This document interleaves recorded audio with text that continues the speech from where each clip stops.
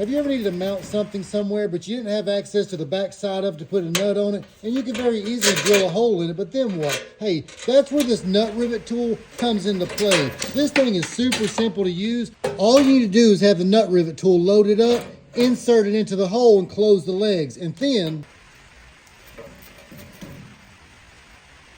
that's a clean install. See, it's not smiling at you.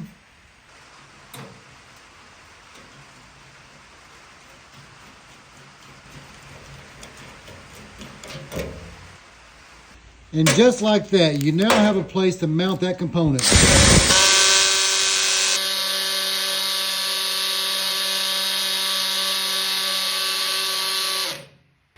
And now life is good. But you can check the link down below to find out more details on the 16-inch nut rivet tool and accessory kit. Let's install this. To load the 16-inch rivet tool, this is super simple, but there's a few steps involved here. And one of the first things I like to do is to open the legs up on it, and then we can take our rear and clock that to where the opening is hollow all the way through. And at that pin, we'll take our point and take our male portion of that, slide it in, and we also want to make sure that opening is hollow through. And so then we'll take our pin and push that through the opening, closing that gap, locking those two in place there.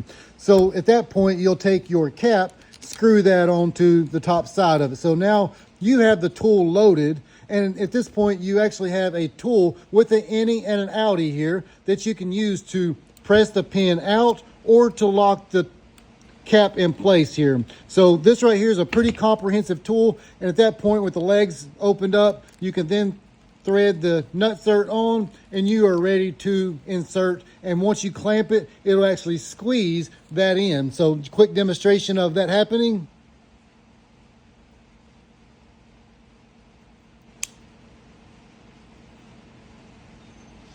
And you've now sandwiched the metal between that opening, but you can also go back to tighten it up some more so that way you get a good bite on it.